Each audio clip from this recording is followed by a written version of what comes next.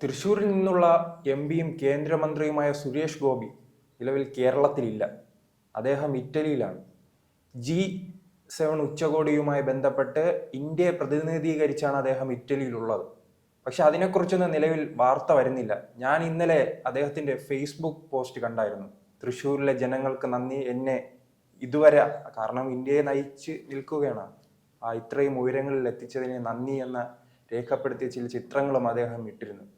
പക്ഷേ ഈ പത്രങ്ങളിലും മാധ്യമങ്ങളിലൊന്നും അതിനെക്കുറിച്ച് വാർത്തയൊന്നുമില്ല. ചെറിയ വിവാദം, തട്ടുമുട്ടും മുതൽ സുരേഷ് ഗോപിക്കെതിരെ എന്ത് വിവാദം ഉണ്ടെങ്കിലും വാർത്ത നൽകുന്നവർ ഈ ഇന്ത്യയെ പ്രതിനിധീകരിച്ചു, ഒരു മലയാളിയാണല്ലോ അദ്ദേഹം, ഇത്രയും ഉന്നതങ്ങളിൽ എത്തിയിട്ടും ഒരു വാർത്ത പോലും കണ്ടിട്ടില്ല. അതെന്താണ് പ്രശാന്ത് ഏട്ടാ? അതെ, ഇവിടുത്തെ മാപ്രകളുടെ മാനസിക രോഗമാണ്.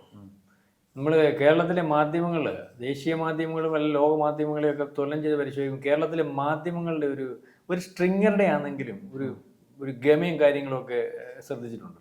ഇവരായി ലോകത്തിലെ കുണ്ടുകുണുക്ക് പക്ഷിയുടെ കൂട്ടാണ്. ഇവരായി ലോകത്തെ എല്ലാം കൊണ്ടുപോകുന്നത്, അല്ല ഇവരാണ് തീരുമാനിക്കുന്നത്, ഇവർ വിചാരിക്കുന്നവരെല്ലാം നടന്നോണം. അതിന് വിഘ്നമായിട്ടുള്ള ഒരാളാണ് ഇപ്പം സുരേഷ് ഗോപി.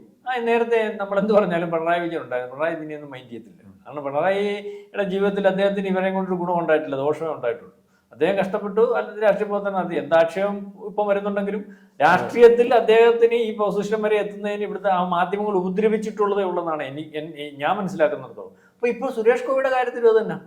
സുരേഷ് ഗോപി അദ്ദേഹത്തിന്റെ പണി ചെയ്തു. ആ പണിക്ക് അദ്ദേഹം കൊള്ളാമെന്ന് കണ്ട് ജനം അദ്ദേഹത്തെ തിരിച്ചറിഞ്ഞു. ഇവര് പറയുന്നൊന്നുമല്ല, സുരേഷ് ഗോപി സത്യസന്ധനായിട്ട് മനുഷ്യനാണ്, രാഷ്ട്രീയക്കാരനായിട്ട്. അല്ല, എനിക്ക് തോന്നുന്നു അത് സുരേഷ് ഗോപിക്ക് തന്നെ മനസ്സിലായെന്ന് തോന്നുന്നു. തൃശ്ശൂരിലെ ഈ വിജയത്തിന് മുമ്പ് അദ്ദേഹത്തിനെതിരെ പല കേസുകളും മാധ്യമങ്ങളുമായി ബന്ധപ്പെട്ട പെണ്ണുകേസിപ്പെടുത്താൻ നോക്കിയില്ലേ? മീഡിയ വൺ എന്ന് പറയുന്ന ഒരു ചാനൽ പരസ്യമായിട്ട് പത്രസമ്മേളനം നടത്തിക്കൊണ്ടിരിക്കുന്ന സുരേഷ് ഗോപി ഏതാണ്ട് ഒരു ചോദ്യം ചോദിച്ചപ്പോൾ അദ്ദേഹത്തിന്റെ മകളുടെ പ്രായമുള്ള കുഞ്ഞിനെടുത്ത് തോളെ തട്ടിക്കൊണ്ട് പറഞ്ഞു, മോളെ അങ്ങനെ ചോദിക്കരുത് എന്ന് പറഞ്ഞതിന് ആ സ്ത്രീയെ കൊണ്ട് പരാതി കൊടുപ്പിച്ചിട്ട് ആ കേസ് ഇപ്പോഴും കിടക്കുകയാണ്. പരാതി കൊടുപ്പിച്ചിട്ട് അധികാരികൾ അതിന് കൂട്ടുനിന്നുകൊണ്ട് അദ്ദേഹത്തെ പെണ്ണുകേസിപ്പെടുത്താൻ നോക്കുക. അതായത് അല്ല, അതിനുശേഷം ഇലക്ഷൻ വന്നപ്പോൾ ജനങ്ങൾ തീരുമാനിച്ചു, ജനം തീരുമാനിച്ചെന്ന് പറഞ്ഞത് പരസ്യമായിട്ടാണല്ലോ. ഒരു പത്രസമ്മേളനം നടക്കുന്നിടത്ത് വെച്ചാണ് ഒരു പെൺകുട്ടിയെ സുരേഷ് ഗോപിയെ പോലെയുള്ള ഒരു സിനിമ നടക്കും. നമ്മൾ ഇതൊക്കെ പറയും, ഇപ്പൊ പിടിക്കണം, അദ്ദേഹത്തിന് ഒക്കെ എത്രയോ സാധിക്കും, അത്രയും ഗ്ലാമറുള്ള ഒരു മനുഷ്യനാണ്. അപ്പൊ ഏതെല്ലാം രീതിയിലാണ് ആ മനുഷ്യനെ ഉപദ്രവിക്കാൻ ശ്രമിച്ചത്.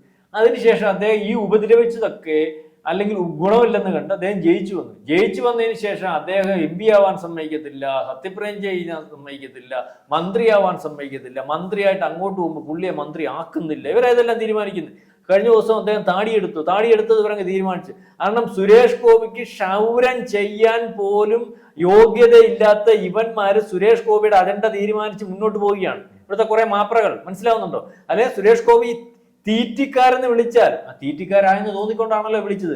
അങ്ങനെ വിളിക്കുന്നത് ജനം അക്സെപ്റ്റ് ചെയ്യുന്നത്, അല്ലെങ്കിൽ ജനം അങ്ങനെ തോന്നിപ്പിക്കുന്ന രീതിയിലാണല്ലോ മാധ്യമങ്ങൾ പ്രവർത്തിച്ചുകൊണ്ടിരിക്കുന്നത്. ഇപ്പൊ ഈ സൗണ്ട് ദേശീയ മാധ്യമങ്ങൾ ചർച്ച ചെയ്തുകൊണ്ടിരിക്കുകയാണ്. ദേശീയ മാധ്യമങ്ങൾ സുരേഷ് ഗോപിയുടെ പെർഫോമൻസും അല്ലെങ്കിൽ അദ്ദേഹത്തിന്റെ പ്രസംഗങ്ങളും ഏറ്റവും മുമ്പിലത്തെ പേജിൽ കൊടുത്തുകൊണ്ടിരിക്കുമ്പോൾ ഇവിടുത്തെ മലയാള മനോരമയൊന്നും കൊടുത്തില്ലായിരുന്നു, മാധ്യമം കൊടുത്തില്ലായിരുന്നു, അല്ലെങ്കിൽ മാതൃഭൂമി കൊടുത്തില്ലായിരുന്നു. സുരേഷ് ഗോപി എന്താണ് ചെയ്തു? അദ്ദേഹം വേറെ കാര്യമുണ്ട്. ഏറ്റവും അവസാനം അദ്ദേഹത്തിന് കിട്ടിയ അംഗീകാരം, അല്ലെങ്കിൽ അദ്ദേഹത്തിന് കിട്ടുന്ന വില, ഇതിന് നന്ദി പറയുന്നത് തൃശ്ശൂർക്കാർക്ക്, അല്ലെങ്കിൽ ഇറ്റലിയിൽ പൂരം കലക്കിയെന്ന് തൃശ്ശൂർക്കാർക്ക് നന്ദി പറയുന്നത്. തൃശ്ശൂർക്കാർക്ക് എനിക്ക് ഈ അവസരത്തിൽ ഇതിനെല്ലാം സാധ്യമാകുന്നത് എന്നെ സഹായിച്ചത് എന്റെ തൃശ്ശൂർക്കാരാണ്, വോട്ട് ചെയ്യുന്നത്. അപ്പം അത് ആ സ്മരണയോടുകൂടി അത് ഉറക്കെ എവിടെ നിന്നും, ഇറ്റലിയിൽ നിന്നും ലോകത്തിന്റെ എവിടെ നിന്നും വിളിച്ചു പറയാൻ സാധിക്കുന്ന രീതിയിലുള്ള ഒരു മാനസികാവസ്ഥയുള്ള ഒരു മനുഷ്യനാണ് അദ്ദേഹം. ആ മാനസികാവസ്ഥയുള്ള മനുഷ്യനാണെന്ന് കണ്ടുകൊണ്ടാണ് തൃശ്ശൂർക്കാർ അദ്ദേഹത്തെ ജയിപ്പിക്കുന്നത്. അതുകൊണ്ട് അദ്ദേഹത്തെ ഇനി ഏത് മാധ്യമങ്ങൾ പുറയിൽ നിന്ന് ഉപദ്രവിച്ചാലും അദ്ദേഹത്തെ തൃശ്ശൂർക്കാർക്ക് വേണ്ടി അദ്ദേഹം നിൽക്കുകയും അദ്ദേഹം ചെയ്യുന്ന പ്രവർത്തനങ്ങൾ തൃശ്ശൂർക്കാർക്ക് ബോധ്യപ്പെട്ടാൽ അദ്ദേഹത്തെ ഒന്നും ചെയ്യാൻ പറ്റത്തില്ല. തൃശ്ശൂർക്കാർക്ക് എന്ന് പറഞ്ഞാൽ അദ്ദേഹം അവിടുത്തെ MP ആയതുകൊണ്ട്. ഇത് കേരളത്തിലുടനീളം ഉള്ളിടത്ത് അങ്ങനെയാണ് സുരേഷ് ഗോപി എന്ന് മനസ്സിലായാൽ ഒരു മാധ്യമത്തിന്റെ സഹായവും വേണ്ട, ഒരു മാധ്യമത്തിന് ഒന്നും ചെയ്യാൻ സാധിക്കത്തില്ല. കാരണം ഇന്നത്തെ കാലത്ത് ഇപ്പൊ ജനങ്ങൾക്ക് മനസ്സിലായിട്ടുണ്ട്, മുഖ്യധാര മാധ്യമങ്ങൾ എല്ലാം ആർക്കൊക്കെയോ വേണ്ടി പണിയെടുക്കുന്ന മാധ്യമങ്ങളാണ്. അവർ പറയുന്നതിനകത്ത് വാസ്തവമില്ല, അവർ പറയുന്നതിനകത്ത് ചില കാര്യങ്ങൾ ആർക്കോ വേണ്ടിയാണ്, ആരോ പറയിക്കുന്നതാണ്. അതുകൊണ്ടാണ് യൂട്യൂബ് ചാനലുകൾക്ക് അമേരിക്കൻ തെരഞ്ഞെടുപ്പ് ഉൾപ്പെടെ ഉള്ളിടത്ത് യൂട്യൂബ് ചാനലുകൾ പറയുന്നത് കേൾക്കുന്നതിന് വേണ്ടി അമേരിക്കൻ ജനത തയ്യാറാവുന്നു.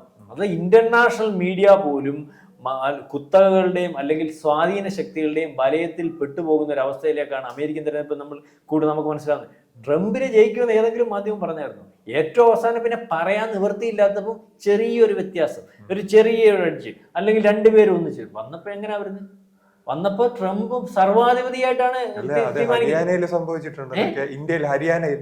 ഹരിയാനയില് അപ്പൊ അത് പോട്ടെ, അതിന് മുമ്പ് ലോക്സഭ തെരഞ്ഞെടുപ്പ് തിരിച്ച് സംഭവിച്ചെന്ന് പറയാം. അപ്പൊ ഈ മാധ്യമങ്ങൾ, ഞാൻ പറഞ്ഞത് ട്രംപിനെയൊക്കെ മാധ്യമങ്ങൾ ടാർഗറ്റ് ചെയ്യുന്നതാണ്. മാധ്യമങ്ങൾ അവിടെ അല്ലെങ്കിൽ ട്രംപ് വരണ്ട തീരുമാനിച്ചിരുന്നതാണ്. ചില മാഫിയകൾ ട്രംപ് വരണ്ട തീരുമാനിച്ചതാണ്. ചില ഇടതുപക്ഷ കൂട്ടായ്മ, ഉടനീളമുള്ള കൂട്ടായ്മ, അത് ട്രംപ് ഭരിച്ചുകൊണ്ടിരുന്നപ്പോൾ അതിന്റെ ശല്യം ഉണ്ടായിരുന്നു. അതിന് മുമ്പത്തെ ഇലക്ഷനെ ട്രംപിനെ ഏതെങ്കിലും രീതിയിൽ ട്രംപ് വരുമെന്നുള്ള രീതിയിൽ റിപ്പോർട്ട് വന്നായിരുന്നു. അപ്പം ഇത് ചില താല്പര്യങ്ങൾ, ചില ആൾക്കാരുടെ വിഷയങ്ങൾ, അത് തന്നെയാണ് ഇപ്പം സുരേഷ് ഗോപിയെ ബാധിച്ചിരിക്കുന്നത്. സുരേഷ് ഗോപി തൃശ്ശൂരിൽ നിന്ന് ജയിക്കുമെന്ന് ആരും കരുതിയില്ല. സുരേഷ് ഗോപി തൃശ്ശൂരെ ജനങ്ങൾ സുരേഷ് ഗോപി കേരളത്തിലെ മാധ്യമങ്ങളുടെ സർവേ ഉണ്ടായിരുന്നു, എല്ലാത്തിലും 3-ാം സ്ഥാനം. അദ്ദേഹം പിന്നെ മുൻപത്തെ തെരഞ്ഞെടുപ്പിനെക്കാട്ടി ചിലയിടത്തിലെ വോട്ട് കുറവും പറയുന്നുണ്ട്. അപ്പൊ സുരേഷ് ഗോപിയെ തിരിച്ചറിഞ്ഞു. മാത്രമല്ല ഇപ്പം ഏറ്റവും അവസാനം സുരേഷ് ഗോപി വീണ്ടും തിരിച്ചറിഞ്ഞതിനും സുരേഷ് ഗോപിയുടെ വില എത്രത്തോളം കേരളത്തിലുടനീളം ഉണ്ടെന്ന്, ഇന്ത്യയിലുടനീളം ഉണ്ടെന്നുള്ളതിന് തെളിവാണല്ലോ മുലമ്പത്തെ വിഷയം. ഇവിടെ എല്ലാവരും തിരസ്കരിച്ച് ലാറ്റിൻ കത്തോലിക്സ് എന്ന് പറഞ്ഞാൽ തീരദേശത്ത് വളരെ കൂടുതലായിട്ടുള്ള ഒരു സമൂഹം, ഏറ്റവും കൂടുതൽ സംഘടിച്ചാൽ ഒന്നിച്ചു നിൽക്കുന്ന ഒരു സമൂഹം, ആ സമൂഹം 600ഓളം കുടുംബങ്ങൾ 400 ഏക്കർ സ്ഥലത്ത് സമരം ചെയ്തണക്ക് ഇവിടുത്തെ ഒരു മുഖ്യധാരാ മാധ്യമങ്ങൾ അത് ഏറ്റെടുത്തില്ല. ആ മുഖ്യധാരാ മാധ്യമങ്ങൾ ഏറ്റെടുക്കാത്ത ഒരു സമരം ഒരു സുപ്രഭാതത്തിൽ ഒരു 8:30-ക്ക് സുരേഷ് ഗോപി ഏറ്റെടുക്കുകയും ആ സമരം ഞാൻ നിങ്ങളുടെ കൂടെ ഉണ്ടെന്ന് പറയുകയും ആ സമരത്തിന് പൂർണ്ണ പിന്തുണ കൊടുക്കുകയും ചെയ്തപ്പോൾ ഇവിടുത്തെ രാഷ്ട്രീയക്കാരൻ കുഞ്ഞാലിക്കുട്ടി, പ്രതിപക്ഷ നേതാവും മുഖ്യമന്ത്രിയും ഇവിടുത്തെ മുഖ്യധാരാ മാധ്യമങ്ങളും ഒക്കെ അതിന്റെ പുറകിൽ ഇപ്പം പുറകെ നിൽക്കേണ്ട ഒരു അവസ്ഥയിലേക്ക് വരണമെങ്കിൽ ഇവരെത്ര ഇല്ലെന്ന് കണ്ടാലും അല്ലെങ്കിൽ ഇല്ലാതാക്കാൻ ശ്രമിച്ചാലും സുരേഷ് ഗോപി എന്ന് പറയുന്ന ആളിന് ഇന്ന് കേരളത്തിൽ ഒരു വിലയുണ്ട്. അദ്ദേഹത്തിന്റെ പ്രവൃത്തിക്ക് ഒരു വിലയുണ്ട്, അദ്ദേഹത്തിന്റെ സത്യസന്ധതയ്ക്ക് ഒരു വിലയുണ്ട്, അദ്ദേഹം എന്ന വ്യക്തിക്ക് ഒരു വിലയുണ്ട്. ഇത് കണ്ടുകൊണ്ടാണ് സുരേഷ് ഗോപി ഇല്ലായ്മ ചെയ്യുന്നതിന് വേണ്ടി എല്ലാവരും ശ്രമിക്കുന്നത്. നമ്മളീ പറയുന്നുണ്ട്, സുരേഷ് ഗോപിയെ കൃത്യമായിട്ട് പ്ലേസ് ചെയ്യുന്നതിന് വേണ്ടി നരേന്ദ്രമോദിക്ക് സാധിക്കുന്നുണ്ട്. അത് നിങ്ങൾക്ക് പറഞ്ഞാൽ മനസ്സിലായി. സുരേഷ് ഗോപി ആരാണെന്ന് ആദ്യം തിരിച്ചറിഞ്ഞത് നരേന്ദ്രമോദി തന്നെയാണ്. ആ നരേന്ദ്രമോദിയുടെ തിരിച്ചറിവിന്റെ ഗുണമാണ് അദ്ദേഹത്തിന് ആദ്യമേ അദ്ദേഹം രാജ്യസഭയിലേക്ക് കൊണ്ടുവന്നത്.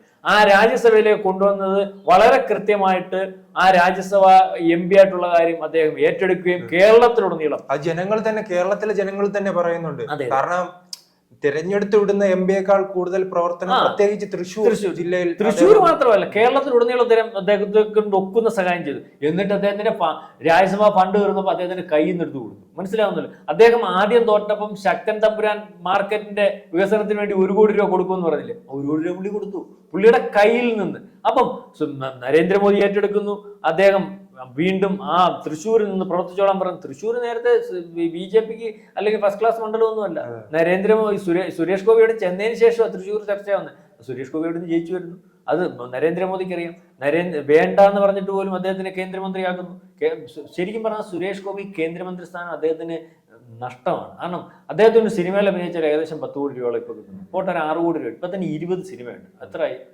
അപ്പം ഇത് മാത്രമല്ല, 1 ലക്ഷം രൂപ അല്ലെ 2 ലക്ഷം രൂപ ഇതുകൊണ്ട് അദ്ദേഹം ജീവിച്ചിരിക്കുന്ന ഒരു ജീവിത ശൈലി ഉണ്ടല്ലോ, അല്ലെങ്കിൽ ആ രീതിയിലേക്ക് നയിച്ചുകൊണ്ട് പറയുന്നത് ശരിക്കും സുരേഷ് ഗോപിയുടെ നഷ്ടമാണ്. എന്നിട്ട് പോലും നരേന്ദ്രമോദി നിർബന്ധം പിടിച്ച് അദ്ദേഹത്തെ മന്ത്രിയാക്കുന്നു. അദ്ദേഹത്തെ സുപ്രധാനമായിട്ടുള്ള കാര്യങ്ങൾ ഏൽപ്പിച്ചിരിക്കുന്നു. ഇവിടെ എന്തുവായിരുന്നു താടി പഠിച്ചത് അദ്ദേഹത്തിന് ഇത് പറ്റില്ല. അതിനു മുമ്പ് ചില വാർത്തകൾ നിങ്ങൾ കണ്ടില്ലേ, സുരേഷ് ഗോപിയെ താക്കീത് ചെയ്തു, സുരേഷ് ഗോപിയെ കേന്ദ്രം പിഴിഞ്ഞു. ഇവരെടുത്ത് പറഞ്ഞിട്ടാ പിഴിയുന്നത്. ഇവിടുത്തെ കേരളത്തിലെ മാധ്യമങ്ങളുടെ അടുത്ത് പറഞ്ഞിട്ടാ, മീഡിയ വണ്ണിന്റെ അടുത്ത് പറഞ്ഞിട്ടാ സുരേഷ് ഗോപി ഇവിടെ പിഴിയുന്നത്. ഇപ്പൊ സുരേഷ് ഗോപിക്ക് ഏറ്റവും പ്രധാനപ്പെട്ട ക്യാബിനറ്റ് റാങ്ക് വഹിക്കുന്ന സീനിയർ മന്ത്രിമാർക്ക് പോലും കൊടുക്കാത്ത പരിഗണന കൊടുത്തിട്ട് ഇന്ത്യയിലെ ഒരു ഏറ്റവും വലിയ, അല്ലെങ്കിൽ ഇന്ത്യ പ്രതികരിക്കുന്ന ഏറ്റവും വലിയ ഉച്ചകോടിയിലെ നായകത്വം കൊടുത്ത് ലോകം ചർച്ച ചെയ്തിരിക്കുന്ന സുരേഷ് ഗോപിയെ ചർച്ച ചെയ്യാൻ ഇവിടുത്തെ മാധ്യമങ്ങൾ തയ്യാറാവാത്തതുകൊണ്ട് സുരേഷ് ഗോപിക്ക് ഒന്നും സംഭവിക്കാനില്ല. ഇന്ന് ലോകത്തുടനീളമുള്ള മാധ്യമങ്ങൾ ഏറ്റെടുത്ത് ചർച്ച ചെയ്തുകൊണ്ടിരിക്കുകയാണ്. നാളെ കാലത്തെ അതിന്റെ കെയർ ഓഫിൽ അല്ലെങ്കിൽ അവർ ഏറ്റെടുക്കുന്ന കാര്യങ്ങൾ ഇവരെ ചെന്ന് അവരുടെ എച്ചിൽ തിന്നുന്നത് പോലെ ഏറ്റെടുക്കേണ്ട ഒരു വരുംകാലങ്ങളിൽ ദേശീയ രാഷ്ട്രീയത്തിലേക്ക് തന്നെ സുരേഷ് ഗോപി കളം മാറ്റും. കളം മാറ്റമൊന്നുമല്ല, ദേശീയ രാഷ്ട്രീയത്തിലേക്ക് സുരേഷ് ഗോപിയെ പ്ലേസ് ചെയ്ത് തുടങ്ങി. പറഞ്ഞു മനസ്സിലായില്ലേ? അതായത് ഇനിയിപ്പം ഈ ശീതകാല സമ്മേളനം തുടങ്ങി. ശീതകാല സമ്മേളനത്തിൽ അദ്ദേഹത്തിന് പ്രത്യേക ചാർജ് റെസ്റ്റോർ ചുമതല കൂടി കൊടുത്തിരിക്കുക. 4 ദിവസം കൊടുത്തു. അതായത് പ്രധാനപ്പെട്ട ചുമതലകൾ കൊടുത്ത് അദ്ദേഹത്തെ വിട്ടാൽ ആ കാര്യങ്ങൾ ഏറ്റെടുക്കുന്നതിനും കാര്യങ്ങൾ ഏറ്റെടുത്ത് ആഗ്രഹിക്കുന്നതിനപ്പുറം കൊണ്ടുപോകുന്നതിനും സാധിക്കുന്ന ഒരു വ്യക്തി എന്ന് കണ്ടുകൊണ്ട് അദ്ദേഹത്തെ കൊണ്ടുവന്നേ. അദ്ദേഹത്തെ ഈ പാർലമെന്റിൽ അദ്ദേഹത്തിന്റെ പ്രസംഗം ഞാൻ ശ്രദ്ധിച്ചിട്ടുണ്ട്, വളരെ കൃത്യമായി. അതിന്റെ മനസ്സിലാക്കേണ്ട ഒരു കാര്യം എന്ന് പറയുന്നത്, നരേന്ദ്രമോദി അദ്ദേഹത്തിന്റെ മന്ത്രിമാരായിട്ട് തീരുമാനിക്കുന്ന ആൾക്കാർക്കെല്ലാം പ്രത്യേകതകളുണ്ട്. ഏതെങ്കിലും ഒരു പാർട്ടിക്കകത്തും തീരുമാനിക്കുമ്പോൾ പോലും അതിനകത്ത് ഏറ്റവും യോഗ്യനെ തീരുമാനിക്കും. റെയിൽവേ മന്ത്രി ആരാ?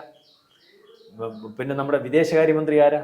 ജയശങ്കർ നേരത്തെ രാഷ്ട്രീയക്കാരനല്ല. അപ്പൊ അത് ഓരോരുത്തരെയും പ്ലേസ് ചെയ്യുന്നതിനകത്ത്, കാരണം അവരെ വെക്കുന്ന പോസ്റ്റ് 100% പ്രവർത്തിച്ച് അതിന്റെ ഫലം കൊണ്ടുവരാൻ സാധിക്കുന്നവരെ അദ്ദേഹം വെച്ചു. സുരേഷ് ഗോപിയെ കൊണ്ട് അതിന് കഴിവെന്നതിന് അറിയാം. അതുകൊണ്ട് സുരേഷ് ഗോപി നിർബന്ധം പിടിച്ചത് നിർത്തിയേക്കും. നാളെ കാലത്തെ സുരേഷ് ഗോപി കേരളത്തിലെ BJP രാഷ്ട്രീയത്തിന് വളരെ കൃത്യമായിട്ട് ഉപയോഗിക്കാൻ കഴിയുന്നത് അദ്ദേഹത്തിന് അറിയാം. മാത്രമല്ല, അദ്ദേഹത്തെ BJP രാഷ്ട്രീയത്തിൽ കൂടി കേരളത്തിന് കൊണ്ടു കൊടുത്താൽ കേരളത്തിലെ ജനങ്ങൾക്ക് അതുകൊണ്ട് വളരെ കൃത്യമായ പ്രയോജനം കിട്ടുമെന്നറിയാം. കാരണം ഇതിനകത്തൊന്നും അടിച്ചു മാറ്റാനോ അല്ലെങ്കിൽ മോഷ്ടിക്കാനോ മറ്റേനും മറിച്ചാനോ നിൽക്കുന്ന മനുഷ്യൻ. തൃശ്ശൂർ റെയിൽവേ സ്റ്റേഷനുമായി 500 കോടി രൂപ എന്ന് പറഞ്ഞാൽ എന്തോ 500 കോടി രൂപയുടെ റെയിൽവേ സ്റ്റേഷന്റെ പദ്ധതി എന്ന് പറഞ്ഞാൽ റെയിൽവേ സ്റ്റേഷൻ എങ്ങനെ ഇരിക്കും? ഒന്ന് ആലോചിച്ച് നോക്കി.